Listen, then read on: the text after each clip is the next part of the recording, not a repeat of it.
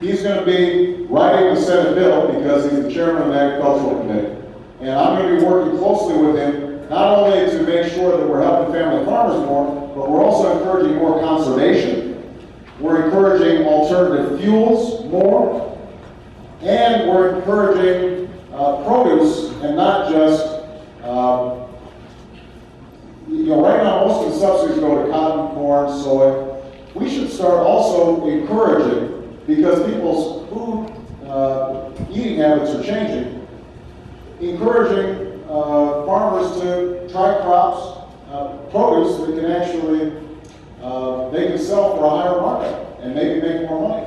I was teased, by the way, about this. I said this, we were doing a rural summit, and I mentioned that there are all kinds of crops that I don't eat, but make a whole lot of money. And I used the example of arugula. Now, and everybody, all the national press, they said, oh, look at Obama, he's talking about arugula in Iowa. People in Iowa don't know what arugula is. And I said, well, this is a typical attitude, people in Iowa know what arugula is. They may not eat it, but you know what it is. But I was just using that as an example. Almonds are a huge cash crop now, and people are making a lot of money on that because people are eating them more.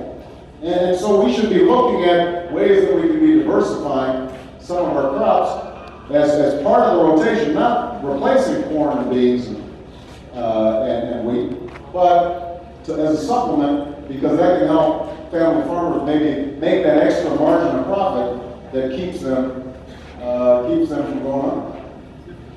Okay, let me take 2 more questions. You've been very patient. That young lady right there. Yes. Mike's coming. Thank you, Senator Long. And thank you for being here today and taking time to meet with us. We do appreciate it. We appreciate you taking the time to do this grueling process of running for the president. It's fun. Question for you, Catherine. I miss my kids, though. I'm sure you do. I'm sure, and they miss you, I'm sure. My question is about our brave men and women that are serving overseas. I believe I read in the paper last night, you were quoted as saying, in Des Moines, I believe it was, that you would be looking at a 6-month time frame for getting our troops back home. Is that accurate? Is it possible? What is your timeline? What is your plan? It was actually 16 months. I, in January, put in a bill that would have started removing troops starting in May, with the goal of having all combat troops out by March 30th of next year. That timetable was adopted in the Senate bill that passed and went to Bush. Bush vetoed the bill. And so now we've got to keep on fighting for legislation that has a timetable in it. We have not been able to persuade our Republican colleagues to adopt that legislation. If George Bush, as I think he plans to do, keeps at least 100,000 troops in by the time I'm inaugurated, my first order of business is going to be to call the Joint Chiefs of Staff together and tell them we've got to start getting our troops out. And what the military experts tell me is that we can safely remove 1 to 2 brigades per month. When I say safely, I mean safely for our troops. That's why I have to tell you, you will hear some candidates talking about how we're going to get all our troops out in 3 months or 6 months, or they're going to get 50,000 troops out by the end of the year. It can't be done, at least not safely. And we've got 9 million tons of equipment over there a lot of it would be very dangerous to just leave behind. So 1 to 2 brigades per month, that'll take 16 months to get our combat troops out. Now, we have to, at the same time, double down on our diplomacy and our humanitarian aid, because there are already 4 million people who are displaced in Iraq right now. When people talk about, well, if we pull our troops out, there's going to be chaos and genocide. There's chaos right now. There's ethnic cleansing right now. And what has actually helped to reduce the violence in places like Anbar province has been the political accommodations that have been made between some of these tribal chiefs who decided we don't want the Taliban there, so we're willing to cut a deal.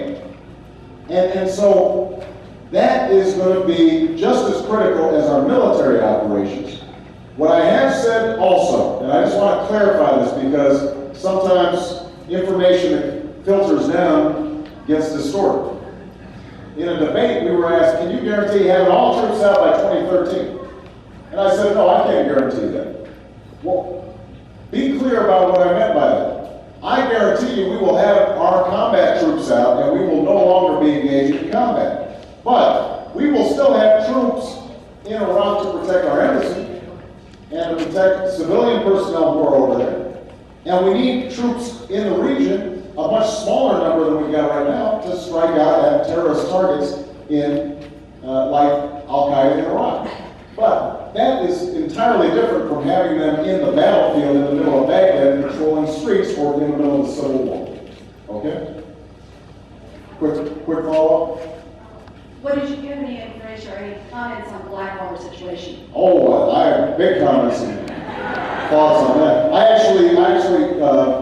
I talked about this extensively yesterday at a press conference because I put in a bill back in February, even before all these recent reports, saying we've got to have transparency and accountability in terms of how these private contractors are used.